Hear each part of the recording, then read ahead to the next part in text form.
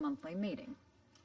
The fact that the UN would consider the Israeli-Palestinian conflict was not striking. It is, after all, a matter of international peace and security. What was striking was the frequency of the discussion and the one-sidedness of it. Members of the Security Council have heard me say this many times. The problems of the Middle East are numerous, and yet we spend vastly disproportionate amount of time on just one of them. And the UN has shown itself to be hopelessly biased, as we witnessed again just 2 weeks ago when the General Assembly failed to condemn Hamas's terrorist activity against Israel. Over the past 2 years, I have attempted to provide more value in this monthly meeting by using my time to speak about other pressing problems in the Middle East. I've spoken about Iran's illegal weapons transfers and destabilizing support for terrorism throughout the region. I've spoken about the barbarism of the Assad regime in Syria. I've spoken about Hamas's illegal and diabolical use of human shields. I've spoken about Hezbollah jeopardizing the safety of the Lebanese people and its violations of Israeli sovereignty, which have come to light even more clearly in the last month.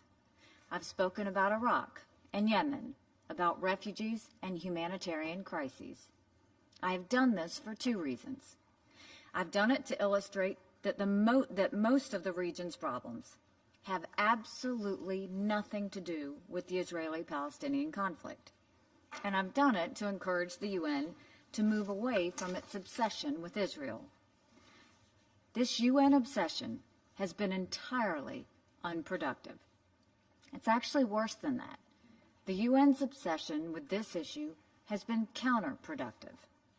It has sent a loud and false message to the Palestinians that they just might be able to achieve their goals by relying on the UN, rather than through direct negotiations. And it has sent a loud and accurate message to the Israelis that they can never trust the UN. This biased obsession is not the path to peace.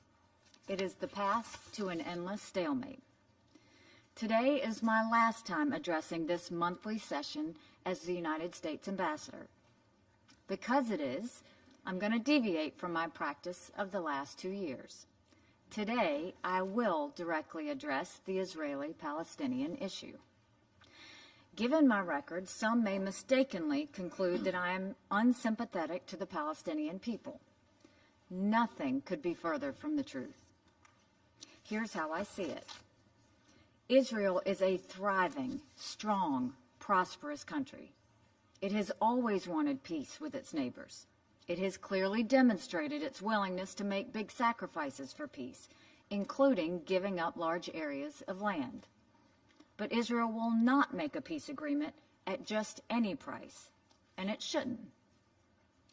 No UN resolutions, anti-Semitic boycotts, or terrorist threats will ever change that. Throughout its existence, and even today, Israel has been surrounded by threats to its security. It would be foolish for it to make a deal that weakened its security. And yet, even in the face of constant threats, Israel has become one of the leading nations in the world. Israel wants a peace agreement, but it doesn't need one. And then there are the Palestinian people. Like the Israelis, they are a deservedly proud people. They, too, do not need to accept a peace agreement at any price. But the condition of the Palestinian people is very different. Economic opportunity, health care, even electricity are all scarce in the Palestinian territories. Terrorists rule much of the territory, undermining the safety of all civilians. The Palestinian people are suffering terribly, while their leadership clings to 50-year-old demands that have only become less and less realistic. What awaits the Palestinian people with a peace agreement are the prospects of a massive improvement in the quality of their lives and far greater control over their political future. It is time we faced a hard truth. Both sides would benefit greatly from a peace agreement, but the Palestinians would benefit more, and the Israelis would risk more. It is with this backdrop in mind that the Trump administration has crafted its plan for peace between Israel and the Palestinians. I don't expect anyone to comment on a peace proposal they have not read, but I have read it, and I will share some thoughts on it now. Unlike previous attempts at addressing this conflict, this plan is not just a few pages containing unspecific and unimaginative guidelines. It is much longer. It contains much more thoughtful detail. It brings new elements to the discussion, taking advantage of the new world of technology that we live in. It recognizes the realities on the ground in the Middle East have changed, and changed in very powerful and important ways.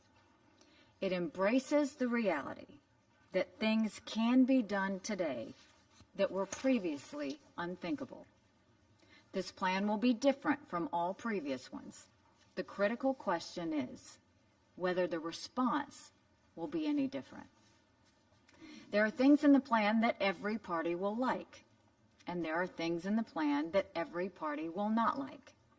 That is certainly true for the Israelis and the Palestinians, but it is also true for every country in the world that has taken an interest in this subject.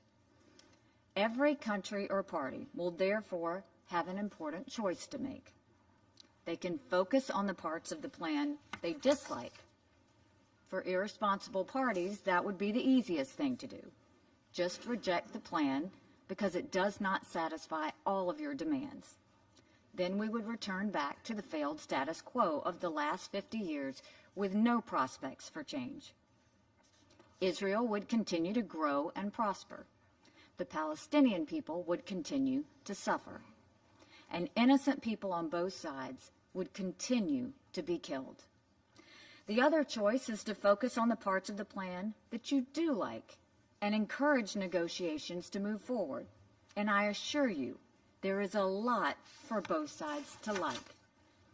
Ultimately, as always, the final decisions can only be made by the parties themselves. Israelis and Palestinians will decide their own futures. They will decide what sacrifices they're willing to make. And they will need leaders with real vision to do it. But my friends at the United Nations, in particular my Arab and European brothers and sisters, will also play a very important part. You will face the same choice. The choice between a hopeful future that sheds the tired, old, and unrealistic demands of the past, or a darker future that sticks with the proven failed talking points of the past. The world will be watching. More importantly, the Palestinians and the Israelis will be watching. Their response will be affected by your response. To my Arab friends, I have heard privately from many of you. You've said that you know a solution is urgently needed, but your governments have not been willing to talk to your constituencies about what is realistic, or to the Palestinian leadership about the harm they're doing to their very own people. By taking the easy way, you're really saying that the Palestinian people are not a priority for you. Because if they were, you would all be in a room helping bring both sides to the table. As for the American people, we have demonstrated time and again our commitment to peace in the Middle East. We will continue to offer our hand in friendship to the Palestinian people, whom we have financially supported by far more than any other country has done. The Palestinians have everything to gain by engaging in peace negotiations.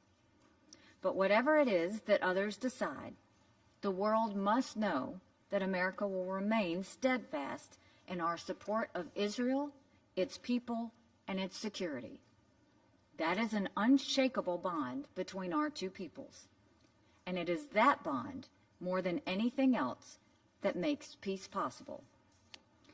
My hope is that as soon as I am soon to be an outside observer who has invested so much time on this issue, that we will not still be having this same conversation, the same old speeches in years to come. Thank you. I thank the representative of the United States sa déclaration. for her statement. Et je passe la And parole I now give the floor au représentant du to Koweït. the representative of Kuwait.